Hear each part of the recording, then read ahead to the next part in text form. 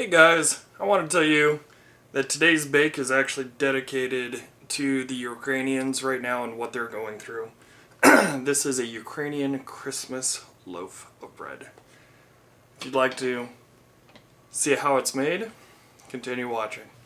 Hey everyone! Today we're going to make some bread. I don't know if you guys know this, but I love baking. It's one of my favorite things. It really does. It helps calm me down, smooths it out, gets me into the right headspace where I should be. And as far as I can tell, this lighting is not doing me any good, but we're gonna soldier on anyway. Today, we're actually going to make a Ukrainian Christmas bread, just so you guys know. Now, this is not a recipe that I've done before, so we'll see how well it does. I'm putting the recipe on my music stand here so that I can read it. I'll just have it up on my iPad. Alright, so we're going to start off where we need 1/3 of a cup warm water. We're going to be using our KitchenAid mixer. This is the 80s KitchenAid mixer that I got for free and had toothpicks. It was amazing. And I should have warmed up the water before, starting this up. We're using 1/3 of a cup warm water to get our yeast prepped. So we're going to put that in there. Put it on the mixer. Next, we need a teaspoon of sugar. And pretty much as always, most of my cooking supplies come from Aldi. That's right. Because they're pretty good and they're also reasonably priced. Kind of important. So, right now we've got 1/3 of a cup of warm water, 1 teaspoon sugar, and I think all we need now is our yeast. For this bake, we're using the Fast Rise instant yeast from Aldi. 1 packet. Wow, there is not much in there. I highly recommend having multiple silicone spatulas around. These are very useful. I'm going to use this just to get this going real quick. Alright, so we've got 1/3 of a cup of warm water, our yeast and our sugar in the bowl, and we're mixing it together right now. Now, the recipe says let it sit for 15 minutes and get bubbly and all that stuff, but in my experience, you don't need to wait that long. I usually wait like 3 to 5 minutes. It's usually plenty of time, but after we're done mixing, I'm just going to shut this off, let this sit, and we'll be back. Alright, it's been about 5 minutes and we're looking pretty good. I don't know if you can actually see this or not. Not really. But we got a little bit of froth on top. So we're going to go ahead and continue on. Now, we're going to start making the dough now that this is going. I like to put all of the wet stuff in first, and luckily the recipe agrees with me. So, that's what we're going to do. So, the next thing on the list is we are to make the dough in a large bowl or stand mixer, beat the eggs until thick, beat in the yeast mixture, sugar, oil, and salt. They want me to beat the eggs first, but honestly I'm not going to do that. I'm going to, just add that to all of it. Why? Because after a day of work, we're lazy. That's right. We're going to do this. Alright. So, we need 2 tablespoons of sugar. I got my tablespoon right here. We also need 2 tablespoons of oil, but we're going to do sugar first, but only dirty 1 spoon. See that? Sometimes you gotta think a little outside the box. I'm actually going to get just a touch more sugar because I like it just a little bit sugary. Don't tell anyone. Alright, you didn't hear that. Alright, next we need 2 tablespoons of oil. We are using extra virgin olive oil from Kroger. The bulk stuff. Why? Because it works and it's cheap. And you can make amazing food with cheap stuff. Trust me. Been doing it a while. Okay, here's the oil. I think we're done with that. I'm hoping we're done. We need a teaspoon of salt. So I got my half teaspoon over here. Mix this in. 1, 2. I believe we're done with that now. I'm going to put our salt away. Next, we need, I think we're ready for the eggs. 3.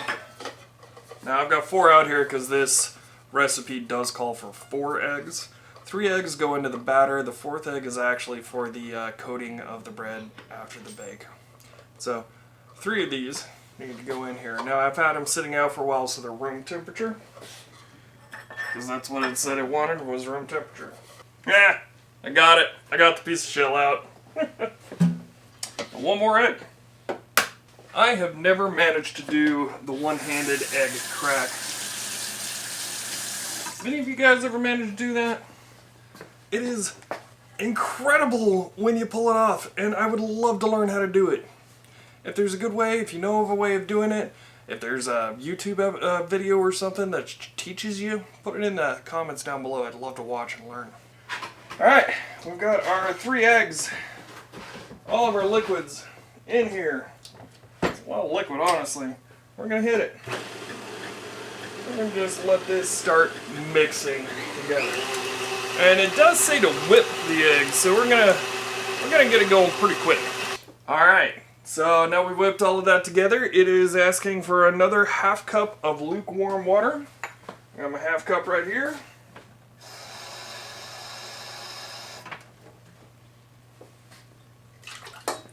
Mixing that in, and now pull out my spatula. I'm gonna get this mixed together really well. Talk to you in a minute.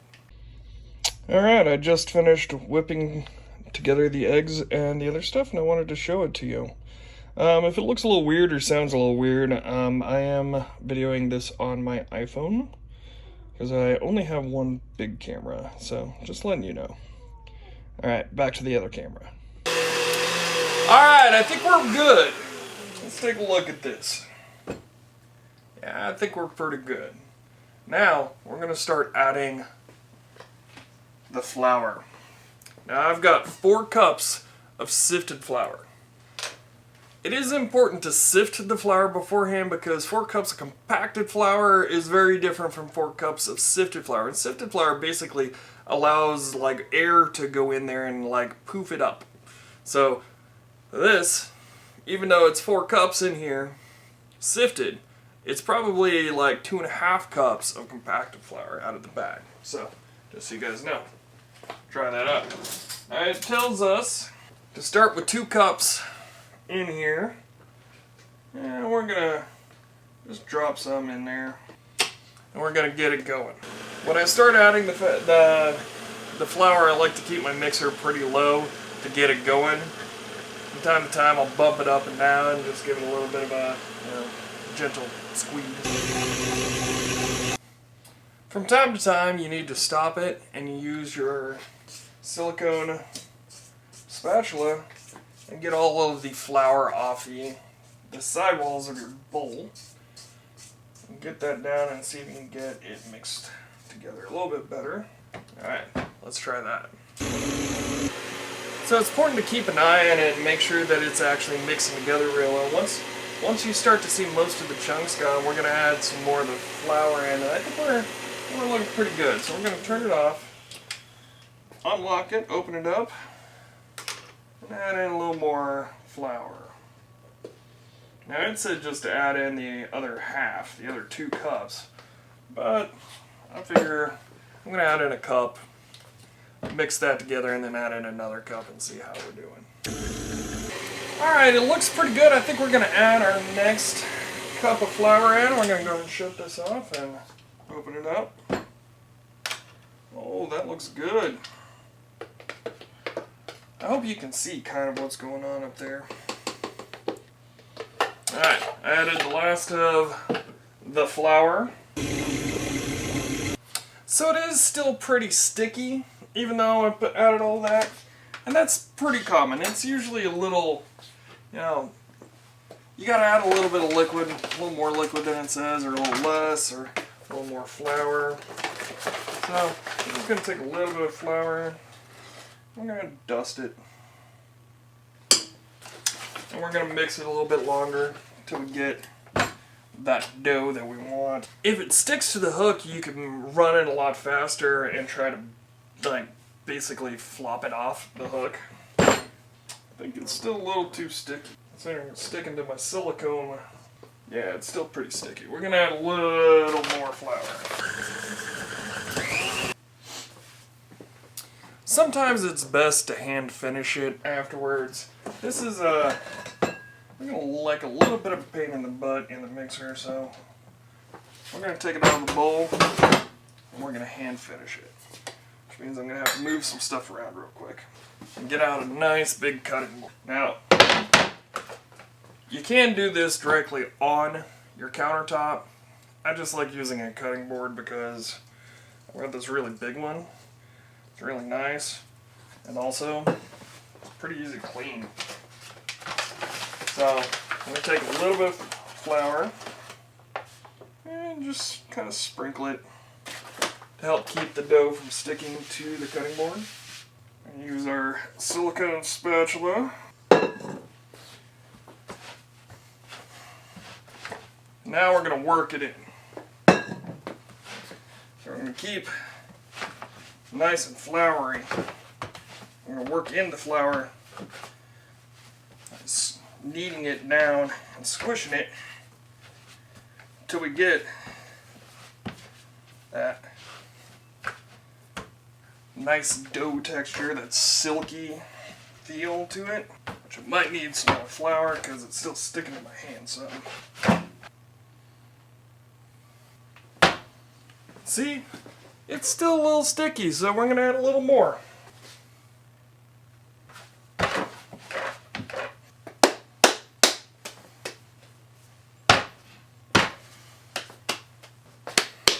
Alright, I think it's looking pretty good.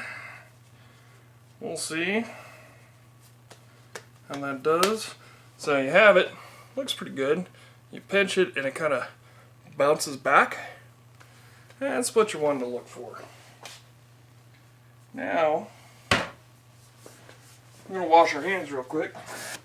Alright, so next we're going to place it in a greased bowl and we're going to let it rise. Rise? Yeah, rise. Alright, so we're going to put our dough in a big greased bowl. So the first thing we need to do is we need to oil it. We're just going to use a little more of our olive oil. We're going to wet it down. Get a good coating of oil throughout the entire bowl. And we're going to put our ball of dough in the bottom. We're going to give it a little bit of oil too. And lastly, we're going to cover it with a towel and we're going to let it sit for an hour and we'll be back. I'll talk to you in a bit. Bye. Alright guys, it's been an hour, so we're going to check our dough and see how it's doing. Well, it looks like it's risen about, yeah, it's about doubled. So what the recipe would like us to do is to punch it down and then put it back in. Alright, back in the bowl for it to double again. I don't know. Like I said, I've never done this recipe before, but we're going to give it a try. Alright, I'll talk to you in a bit. Alright guys, we're going to take a quick look at this and see how it's doing. Well, I think that's doing pretty good. What do you think? I think that's about doubled in size. Now, we're going to move on to the next part. So at this point, we're going to lightly dust our cutting board with some flour. We're going to move our dough ball back onto here. And we're just going to smush it out. I'm going to stretch it. See if we can get See?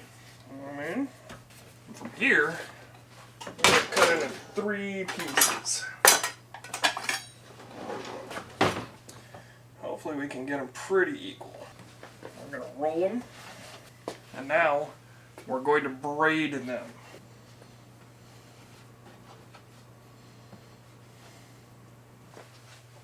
Alright guys, what do you think? I think that looks pretty good. We're going to let it rise, double again, and then we're going to put it on... Actually, we're going to put it on the pan. We're going to bake it on before and let it rise on there, and that way we can just shove it in there. Alright guys, I got it under plastic wrap and oiled and on parchment paper. So we're going to let it sit, and I'm going to wait for it to double in size before we pop it in the oven. I'll talk to you in a bit. Alright guys, I think we're about there. Check it out. Looks pretty good. We're going to go ahead and put it in the oven. Now we're going to bake at 350 for about 25 minutes, and we're going to check it. Make sure to take the plastic wrap off first though.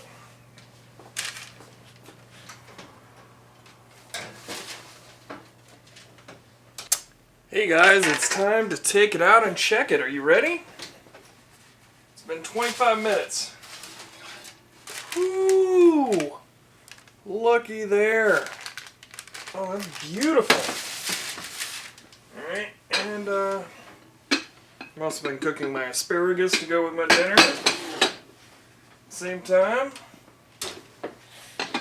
And we got a whole chicken over here. That's also for dinner. Wow, this looks good.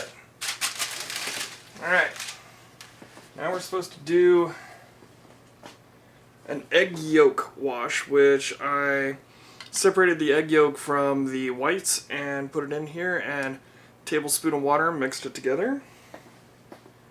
Now we just go through. I think we're supposed to just hit really the dark spots. That's what I'm going to do to start. Check real quick before I put it back in.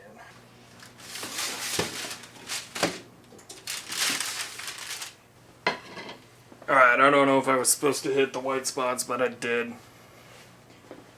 If I did that wrong, then, well, next time I'll do it right. Now it goes back in for another 5 minutes. And the egg yolk should give it this beautiful golden dark brown color. So, we'll see you in 5 minutes. Cheers. Alright everyone, you ready to pull it out and check it out? Let's see how it turned out. Ooh, looky there. Isn't that beautiful? Man.